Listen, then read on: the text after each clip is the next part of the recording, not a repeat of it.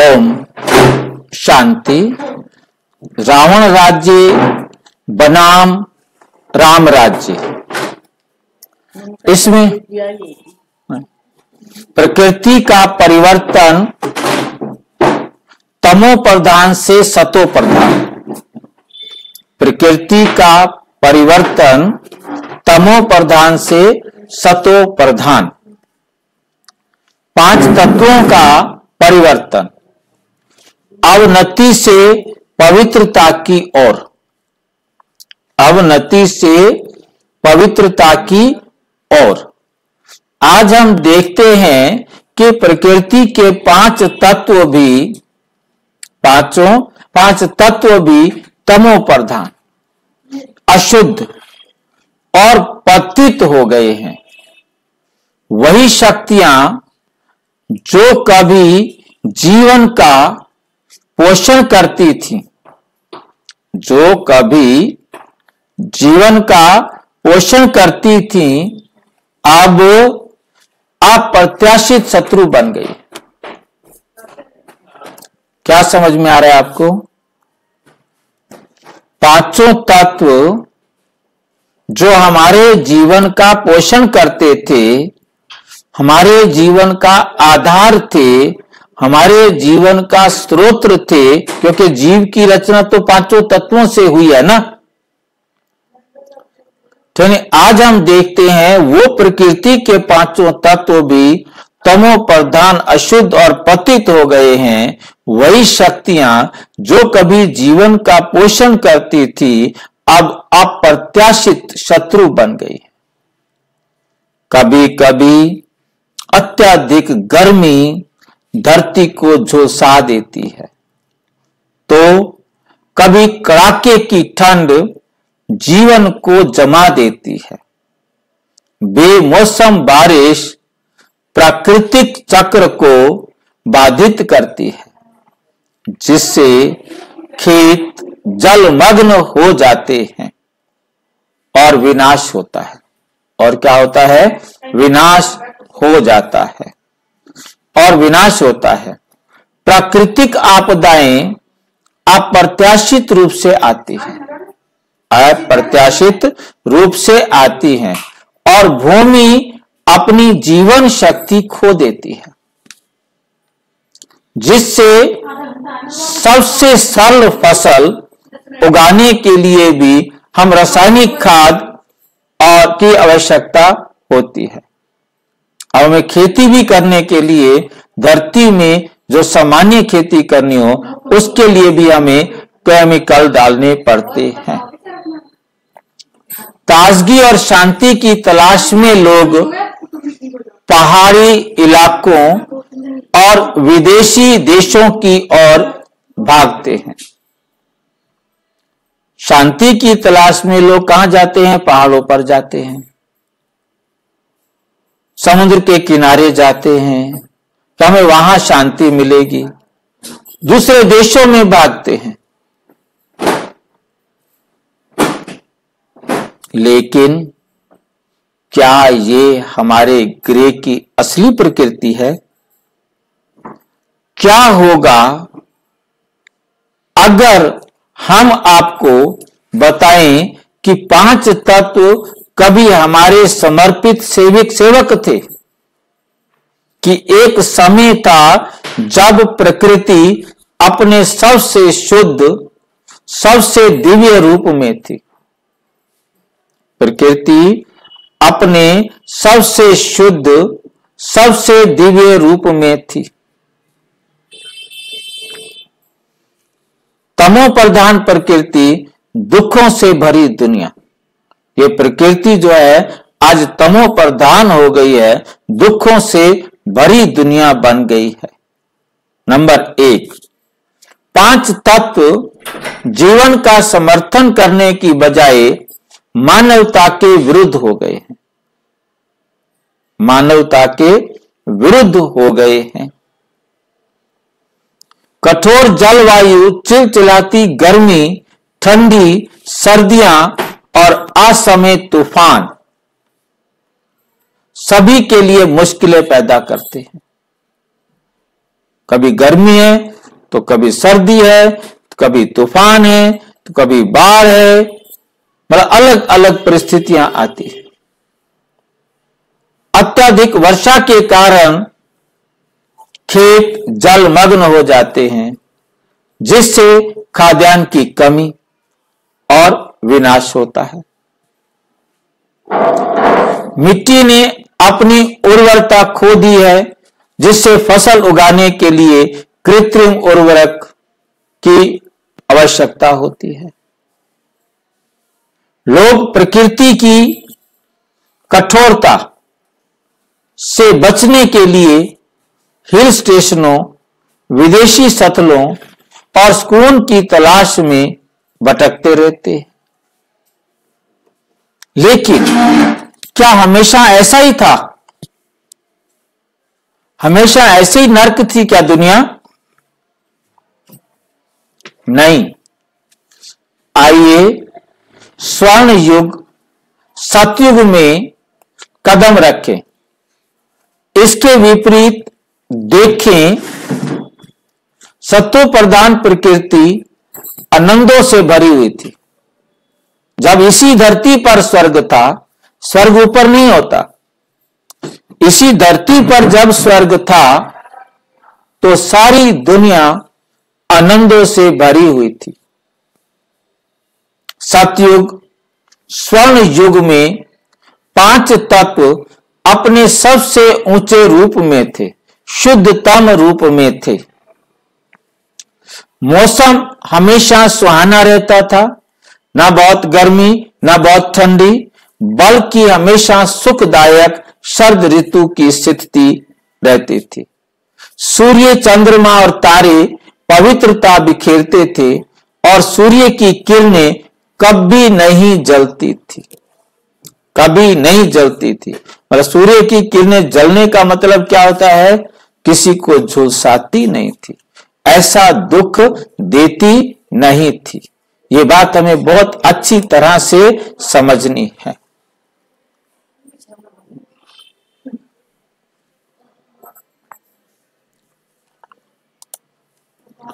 प्रकृति पूर्ण सामंजस्य में थी, मानवता के लिए समर्पित सेवक के रूप में काम कर रही थी। कोई असमय बारिश नहीं हुई, कोई बाढ़ नहीं आई, कोई प्राकृतिक आपदा नहीं होती। जब स्वर्णिम दुनिया होती है, स्वर्ग होता है, तो बारिश होगी, परंतु असमय नहीं। ऐसे नहीं कि मुझे बारिश की जरूरत नहीं है और बारिश हो गई, या बारिश हुई मेरा नुकसान हो गया, नहीं। बाढ़ नहीं, कोई प्राकृतिक आपदा नहीं। स्वर्गीय मिट्टी, शुद्ध फसलें और प्रचुर धन। स्वर्ग में मिट्टी जो है शुद्ध फसलें देती है और प्रचुर मात्रा में धन धान्य होता है। मिट्टी ताजा, नई और शक्ति से भरपूर थी, जिसे किसी कृत्रिम उर्वरक की आवश्यकता नहीं थी। फसलें बिना किसी प्रयास के फलती फूलती थी। प्रचुर मात्रा में पोषक तत्वों से भरपूर फल और अनाज देते थे। फलों और फूलों का आकार बड़ा था, जो प्राकृतिक सुगंध और जीवन शक्ति प्रदान करता था।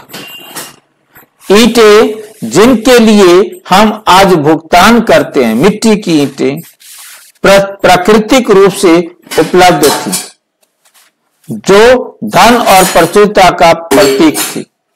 मतलब ईंटें हमें वहां ये नहीं कि इसी प्रकार की बनी बनाई ईंटें मिलती थी, हम उसकी जगह पर सोना, चांदी, हमें ऐसा सोना अवेलेबल था इतना कि हम सोने के ही टुकड़े काट काट करके, ईंटें लगा करके, दीवार बना करके रखते थे। वहां सोने के ही मकान बनाए जाते थे।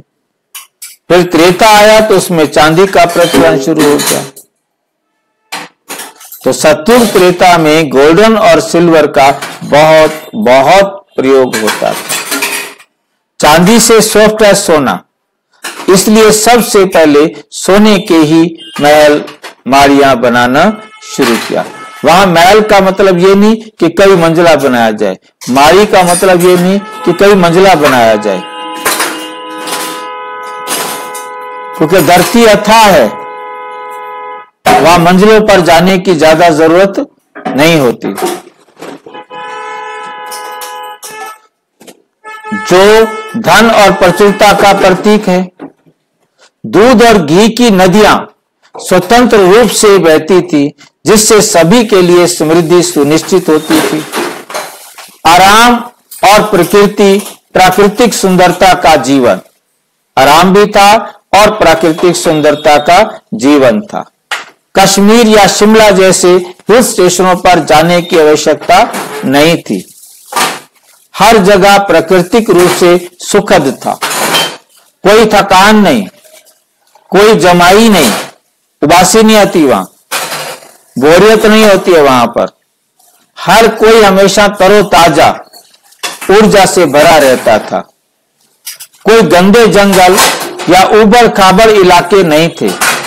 केवल छोटे खूबसूरती से बनाए गए बगीचे थे, जो दिव्य सुगंध से सदा भरे रहते थे, जो सदा दिव्य सुगंध से भरे रहते थे। कोमल ठंडी हवाएं निरंतर बहती रहीं, जिससे वातावरण सुखदायक हो गया। नदियां बिल्कुल साफ थी, किसी भी तरह का प्रदूषण से मुक्त थी, जिससे झरनों में नहाना एक सुखद अनुभव था। कोई धूल नहीं, कोई गंदगी नहीं, कपड़े और हाथ कभी गंदे नहीं हुए। हाथ और कपड़े कभी मैले नहीं होते जो धोने पड़े, तभी उसे स्वर्ग कहते हैं। कपड़े उच्चतम गुणवत्ता के थे, उन्हें साफ करने या रख रखाव की जरूरत नहीं होती। उन्हें साफ करने की जरूरत नहीं या रख रखाव की ज्यादा मेंटेन करके सब संभाल कर रखने की जरूरत नहीं थी। निष्कर्ष यह आता है, पुनरुद्धार का मार्ग। क्या हम इस स्वर्ग में जा सकते हैं? जा सकते हैं। क्या बदल गया? जो प्रकृति इतनी उत्तम अवस्था से आज जिस अवनति की स्थिति में है, वहां कैसे पहुंच गई?